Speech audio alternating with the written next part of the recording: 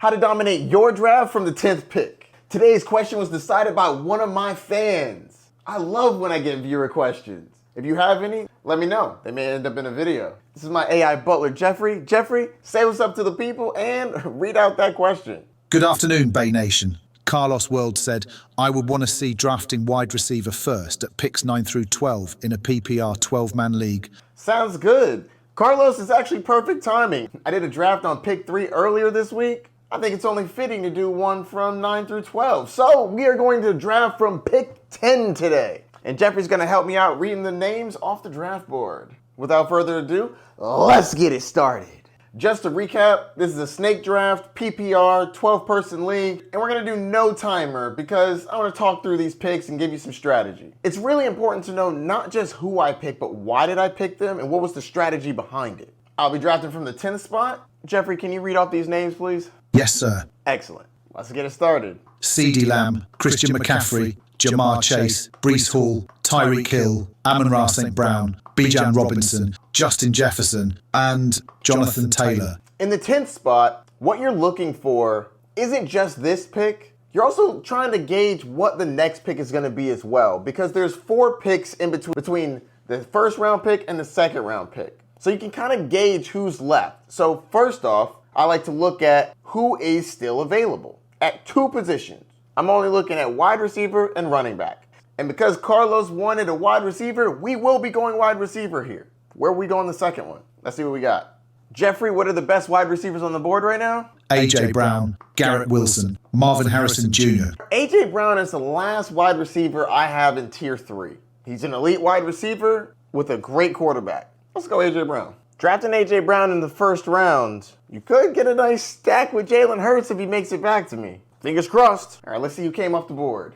Jahmyr Gibbs, Saquon Barkley, Garrett Wilson, Travis Etienne Jr. Travis Etienne Jr. went a little higher than I was expecting. I wasn't going to pick him here, but good for you, Travis. All right, while I'm at the turn, it's going to be a while until running backs get back to me, so I would like to focus on that to see who's left. All right, who we got, Geoffrey? Kyren Williams, Derrick Henry, and Devon Achane. Kyren Williams is the clear pick for me if I'm going running back. Wide receiver, we still got Marvin Harrison on the board as well as Devontae Adams. Marvin Harrison Jr. is a solid pick here, but I would really like to leave this with a running back. That being said, picking Kyren Williams here comes with some consequences. When you pick Kyren Williams, there are certain things in this part of the draft you won't be able to do, and certain things you have to do. Such as, one of my guys, Cooper Kupp, is going in the 3rd round. And I really would like to have him. But if I take Kyren Williams and Cooper Kupp, that's a lot invested in an offense that depends on an older quarterback. And I don't know if I want to do that. But that doesn't mean I can't take Kyren Williams. It just means I might need to pivot if Cooper Kupp comes up. Though, as a my guy, I want him in every draft. You still have to take into consideration roster builds. You don't want to get too invested in offenses that may or may not be good. I think the Rams will be good, but injuries, you know? Also, if you draft Kyren Williams, you have to draft Blake Corum around the 10th round. And honestly, I recommend drafting him in the 9th to make sure you get him. Because now you definitely have that backfield. I think that Kyren Williams will be the lead dog. But if he misses time, Blake Corum will be a nice slide-in handcuff for you. Let's go Kyren Williams and see how this goes. Kyren Williams, Drake London, Sam Laporta, Marvin Harrison Jr., Puka Nacua, Chris Olave, Devontae Adams, Travis Kelce, Josh Allen, Devon Achane, Josh Jacobs, Nico Collins, Brandon Ayuk, Mike Evans, Stephon Diggs, Isaiah Pacheco, Derrick Henry, Deebo Samuel, Jalen Hurts. So close. Jalen Hurts almost made it back, but it's okay. I got another stack brewing. All right, we got some options here. I can really go either way with running back or wide receiver, which is one of the reasons I like to be flexible in the first 2 picks. You can go running back, or wide receiver. There is no defined way you should go. Going with 1 wide receiver, 1 running back in the first 2 rounds does give you some flexibility, though. If you find value, you won't feel like you're overstepping one position over another. All right, Geoffrey, who we got at the running back position? Rashad White, James Cook, Joe Mixon. Of those 3, give me James Cook. I think he's going to be in a very good offense. I like his utilization. I don't love that he doesn't always get the red zone work, but I think that could change. He had an abnormally low touchdown rate last year. I think that moves up a little bit, especially with Stephon Diggs going. What about a wide receiver? Jalen Waddle, DJ Moore, Michael Pittman Jr., Cooper Kupp. It hurts me not to get Cooper Kupp, but it'd be a lot to be invested in this offense. In my last video, I had Derrick Henry and Mark Andrews. I do think that that's a little bit different just because I know that the Ravens are going to be a high-flying offense and I know they're going to run the ball a lot. This has more of a question mark. Is Cooper Kupp the number one or is he not? I think he is, but I could always be wrong. Kyren Williams is the guy, but Blake Corum is there. So I don't want to risk that much in this offense. Jalen Waddle is a fantastic selection here, but I think I round out that James Cook pick. I also see that there are 2 tight ends off the board. I do like to get a top 5 tight end, one of which being Dalton Kincaid, but I think one of my guys is still going to be here. Let's test it out. James Cook. Next off the board, we have Lamar Jackson, Patrick Mahomes, Jalen Waddle, Malik Neighbors. No tight ends off the board. Looks like I get to get my guy, Trey McBride. I think Trey McBride's going to be a top 4 tight end this year. Huge upside. I think that Marvin Harrison Jr. being there is definitely going to help. Let's see who's come off the board. Rashad White, DJ Moore, Cooper Kupp, DK Metcalf, Zay Flowers, CJ Stroud, Devonta Smith, Dalton Kincaid, Michael Pittman Jr., Kenneth Walker III, Alvin Kamara, T. Higgins, Joe Mixon, Tank Dell, Mark Andrews, Kyle Pitts, Christian Kirk, David Montgomery. All right, I'm back on the clock. I got 2 running backs already, a wide receiver and a tight end. I would like to start loading up on some receivers here. But one of the main reasons why I took Trey McBride was there's a great stack that I'm brewing up right now. Trey McBride and Kyler Murray. I have Kyler Murray as a top 5 quarterback this year, and I have Trey McBride as a top 4 tight end. One of the benefits of having a stack is when you have boom weeks, your team really goes off. That's one of the things that helps you win championships. You want high upside. If Trey McBride has a big game, then Kyler Murray probably had a big game too. But this is where looking at the board matters. Let's check out the teams that are going to be drafting before it gets back to me to see which one we should pick first. Both Team 11 and Team 12 have a quarterback. That means there's no way they're drafting a quarterback this early. Yes, I know that when you do mock drafts, sometimes a team will draft 2 quarterbacks. AI should be smart enough to know not to draft a second quarterback in the 5th round. So that means my quarterback pick at Kyler Murray is safe. Now I need to decide who I want to pick in this spot, in pick 5. So we have George Pickens, Amari Cooper, Keenan Allen, Terry McLaurin, Rome Odunze, and Rashee Rice. I like Amari Cooper here, though I don't really trust his quarterback as much. George Pickens, same thing with the quarterback. But I think that they're the number 1s on their teams, which is solid. Keenan Allen and Rome Odunze are both going to be fighting for targets. Terry McLaurin will be the lead dog for a okay Washington Commanders team. It's really unfortunate that Marquise Brown went down. I was really looking forward to seeing what he can do. He's going to come back, but he's banged up, and I don't know what his status looked like at the start of the season. But I will say this. In that preseason game, it looked pretty good. I believe he's going to be the clear number 1 wide receiver, not target, that's Travis Kelce, on the squad. And if I can get the wide receiver 1 for a Patrick Mahomes-led team in the 5th round, yes, please. Rashee Rice. Rashee Rice is currently being underdrafted. I expect that draft value to go up. But if you're drafting soon, a 5th round pick for Rashee Rice, not bad. Plus, if you want him, you kind of have to get him now. He may not come back to you because you're at the end of round 7, because I've already said I was going to pick Kyler next pick, assuming he's there. After Rashee Rice went George Pickens, George Kittle, Aaron Jones, Terry McLaurin. If I wasn't making a stack here and I was waiting for quarterback, I think I'd pick Amari Cooper. He's the highest in my rankings at the moment. I already have 2 running backs. Don't need another one of those. So loading up on wide receiver here is what I would do, but I want that stack. Give me Kyler Murray. Yes over Anthony Richardson. Next off the board is Amari Cooper, Anthony Richardson, Joe Burrow, Keenan Allen, Evan Engram, Rome Odunze, DeAndre Swift, Tony Pollard, Jaden Reed, Jordan Addison, James Conner, Ramondre Stevenson, Chris Godwin, Dak Prescott, Najee Harris, Raheem Mostert, Zamir White, Xavier Worthy. Raheem Mostert went earlier than I was expecting. I would have liked him in a different build, but that would have been 3 running backs, definitely too early. Every few rounds, you should really check out to see how your roster is filling out. What positions do you need? What positions have you already filled? Let's check out that roster. We're pretty balanced. 2 running backs, 2 wide receivers, a quarterback and a tight end, plus we got a tight end quarterback stack. Love to see it. All right, so at this point, we can kind of go either way. In a PPR league like this is, I'd like to go with a wide receiver because I think that you're going to use those more often. It is full point PPR.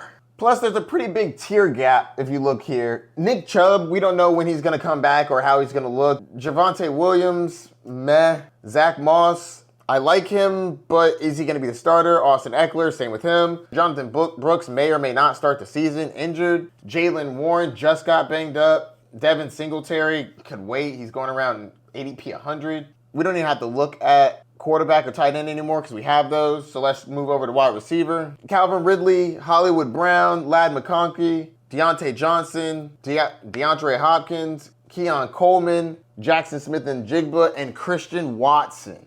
I think there's a pretty decent tier gap here. Hollywood Brown is banged up, so he's not in consideration for me at the moment. Plus, I have Rashee Rice. Ladd McConkey, I do like, but I just think that Calvin Ridley is going to be that dude to start the season. Plus, I like him with Will Levis. Will Levis is going to sling the ball down the field, and I think he's going to get the most targets out of all these guys as well. But again, it's not just about what we pick. It's about what we want to get on the way back. What does Team 11 and Team 12 need that I need? Team 11 needs a tight end. Not concerned about that. They're pretty balanced at running back and wide receiver.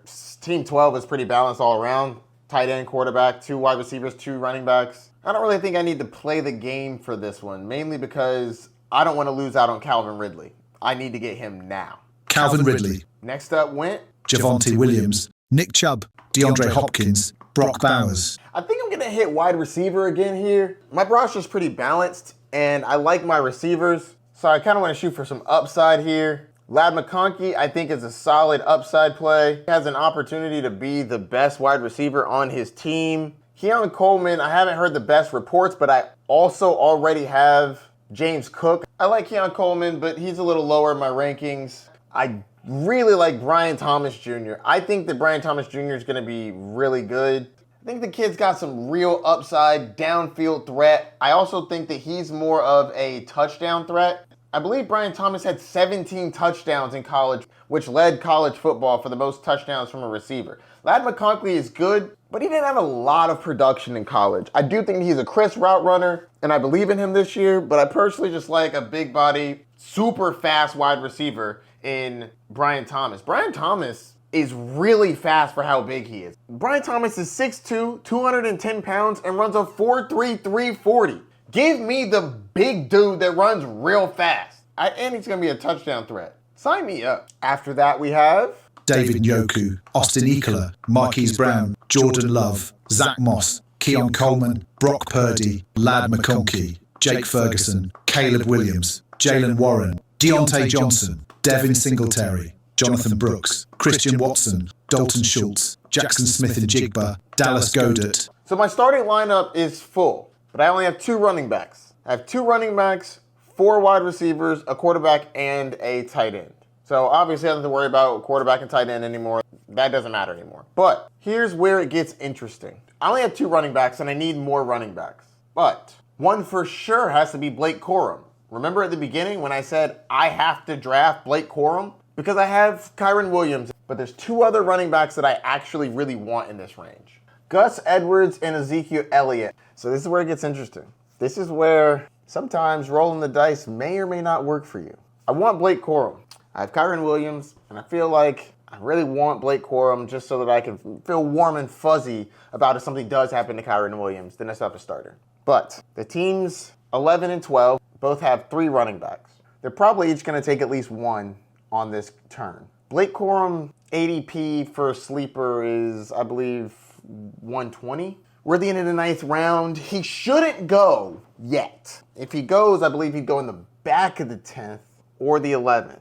So I think I'm going to roll the dice. Yeah, see, Blake Corum is down here at 120. There's a sizable gap between these running backs. See this ADP, 108, 109, 111, 113, 114, then drop down to 119. They'd be reaching for Blake Corum, and there's not really a reason for them to reach for Blake Corum. So, no risk it, no biscuit. I really like Ezekiel Elliott here, but I also like Gus Edwards, and I think that team is going to run the ball a lot. Honestly, it's a toss-up. I've been drafting either one in each of my drafts recently. I think I'm going to go with Gus Edwards on this one, mainly because there seems to be a battle between Ezekiel Elliott and Rico Dowdle. I also like Brian Robinson here as well as Tajay Spears, but I just put Gus Edwards and Zeke above either for better offenses on both and I believe better workloads. Let's see how this goes.